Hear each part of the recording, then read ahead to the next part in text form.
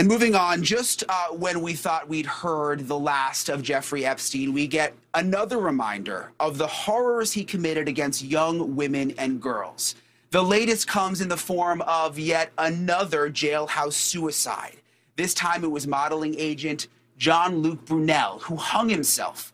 Brunel, a longtime associate of Epstein, was found dead Saturday in his French jail cell. He was being held on suspicion of rape, trafficking, sexual exploitation of underage girls. Brunel was detained at the Paris airport back in 2020 as part of a larger probe into the international sex trafficking charges against Epstein. Brunel was considered central to the French part of the investigation. Epstein had an apartment in Paris, and Brunel found women and girls for Epstein and his friends, luring them with promises of modeling work. Police right now are investigating Brunel's hanging, the same method Epstein used to kill himself in a jail cell in 2019. Now, the similarity between the two deaths has revived the online conspiracy theory that Epstein was murdered by his wealthy and powerful friends. And while there's no proof to confirm any of that, there is plenty of proof about just how ugly the modeling business can be. I'm joined right now by two people who unfortunately know all too well about the dark side of the modeling world. Zoe Brock is a former model at age 17. She was sent to live with Jean-Luc Brunel to begin her modeling career. And Lorin Cole, a former model who is currently a celebrity makeup artist and author. She was a model at Brunel's agency. Thank you so much for being here. I mean, it's so important to hear from survivors like you, and I'm sorry for what you had to go through. Zoe, I want to start with you. What was your reaction when you heard about this suicide? Forgive me if there's a bit of a delay. I'm phoning in from New Zealand. To be honest, it was about 6:30 in the morning when I looked at the news and I saw it, and I felt nothing but slight joy that it was over. I didn't feel sad. I wasn't elated, but I felt like, oh, good. And then a little bit of nonchalance, and then I got on with my day. That's how I felt.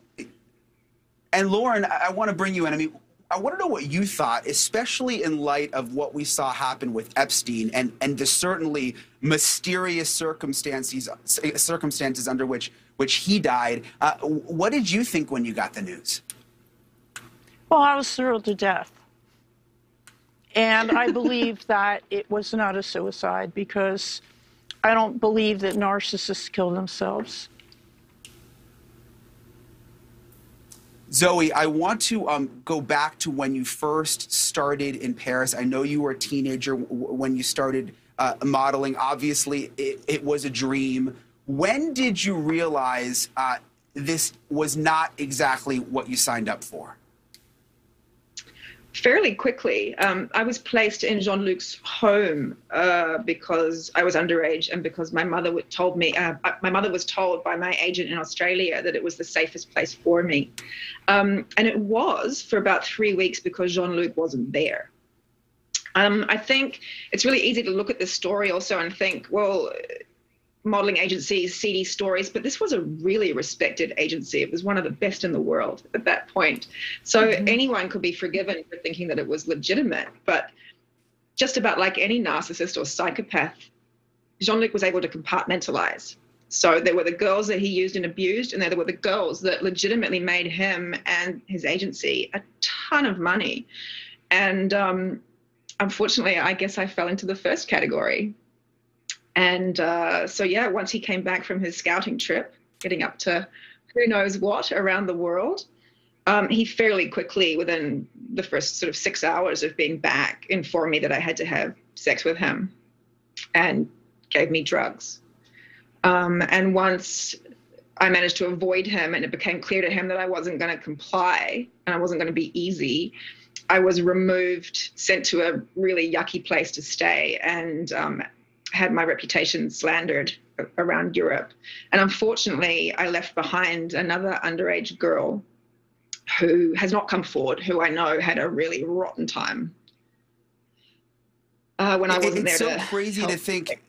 Yeah, it's crazy to think, Zoe, that you go there to model and you end up having to stay in this man's house. Lorin, I want to bring you in. It's my understanding, I mean, you actually had to fight him off at one point, and did your boyfriend have to get involved? Well, what happened was I was a bit more established at the time, and I was in New York, and I followed my boyfriend back, who was French, and I went to Karen's because at the time it was the hottest agency, and he took me, and every single day I'd call in for my appointments, and he'd grab the phone from the booker, and he'd harass me to go out to dinner with him. And I made it abundantly clear every single day, I'm here, I'm in love with my boyfriend, I have no desire to go out with you. And he wouldn't stop. And I took it with a grain of salt, because once you're in the industry for a while, you come up across the Jean-Lucs or the men who proposition and hassle you. But it became ridiculous. And then one day he just grabbed the phone and he said, "Miss Cole, if you don't get off your high horse and go to dinner with me, you're not going to get any work." And I just used the 4-letter word, told him where to go, came in there the next day, took my portfolios, and I left. And then one night I was out at the Palace with my boyfriend, and we saw him, and I just went with my boyfriend up to him and I said, "Oh, Jean-Luc." And I introduced him and I said, "Take a good look. Do you really think you could compete with him?" And I just laughed in his face.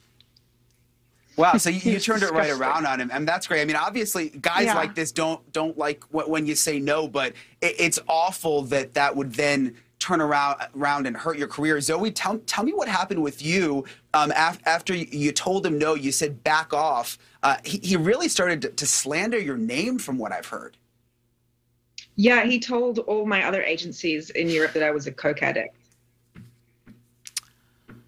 which was charming and ironic, considering he was the one chopping up massive quantities of the stuff in his bedroom the first time I met him. And did it have an impact on your career from there? I mean, did that actually change things?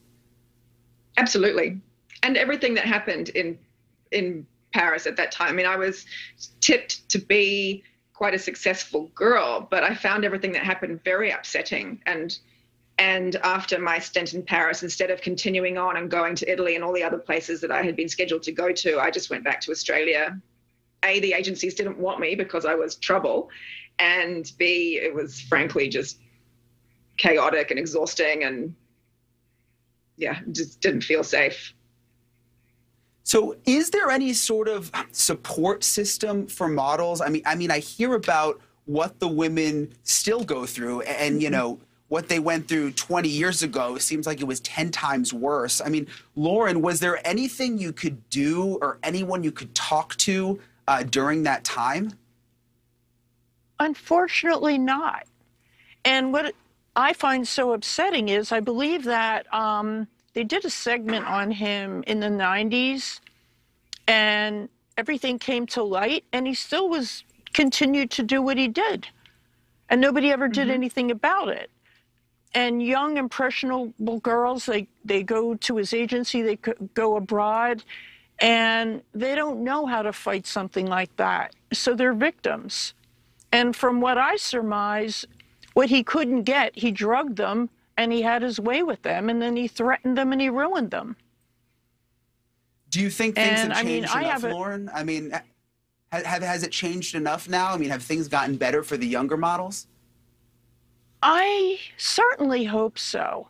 When I became a makeup artist, I had gone back to Italy to do a job, and I ran into a friend of mine who was a very well-known photographer, and we had lunch. And I got the story straight from the horse's mouth, what the buzz was in the fashion world. But apparently, the photographer had broken up with a young Swedish model. And a week later, he went to a party, and Jean-Luc hosted it with all his Playboy friends. And they drugged the punch, and they gangbanged all the poor little models. And the following week, drugged the punch. They were laughing about it. Yeah, they were laughing about it. And the photographer took a bottle, and he smashed it over the guy's head, and he became a vegetable. Wow. I mean, the stories are just unbelievable. Zoe, you also had an experience with Harvey Weinstein. What always amazes me is that there's this web and all these guys seem to somehow end up being connected.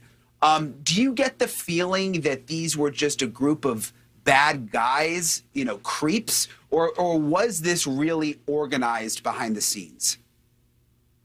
I don't know that it was some sort of organized cabal necessarily, but it's definitely more than just a coincidence. On one hand, I think, you know, if you've got a fashion industry and you've got a bunch of insecure men who clearly need to be around beautiful women, of course they're going to be attracted to this particular industry. It's easy prey. It's easy. But at the same time, if you were a beautiful woman, at least then in the 90s, and I assume now, you encountered the same groups of people all the time, and they all were friends. And they all hung together. And if they weren't close friends, then they partied and associated together. I mean, there was Trump, there was Epstein, there was Jean-Luc, there was Harvey Weinstein, there was Fabrizio Lombardo, who used to live with Jean-Luc, who then later has been accused in the press of being Weinstein's pimp, and who very specifically lied to me to get me alone with Harvey. You know, you have Jeffrey Epstein and Jean-Luc starting modeling agencies so that they have access to young girls, but you have those same girls being ferried on busloads up to Mar-a-Lago and being paid to show up. So I think some of it's coincidental and some of it was very organized, and I just don't know how deep it runs, but I do know how high it goes, and that's all the way to the top. Yeah, and you mentioned, I mean, you're both beautiful women. Models are beautiful. Of course, there's going to be some flirting that goes on when you're working with men, but obviously there is a line, and this just went to a ridiculous, disgusting level. I want to ask you both real quick, now with this suicide and then also Epstein being dead, what does that mean for survivors like you both? Does it feel like there won't be justice, or is there some relief that they're both gone? Let's start with you, Zoe. I mean, does it bring any kind of closure? Yeah, he's dead. He's gone. Bye-bye. Ding dong, the witch is dead, right? The only thing I'm sad about is that there is a large portion of his victims and survivors who do feel like they've been sort of robbed their day in court. And I felt similarly when I wasn't called to testify against Harvey in either one of those cases. I really had to go through a bit of a grieving process where I felt like I was robbed to face him and all of this stuff. But on the other hand, I kind of feel like by either killing himself or being killed, who cares? Doesn't really matter, because as long as his last moments were wretched, I'm fine. I think. And what about you, Lorin? I want to bring in Lorin. Yeah, I want to bring in Lorin real quick, just because we're running. Yeah, do you think? I mean, would you have liked to seen justice in court, or do you just prefer to see him dead?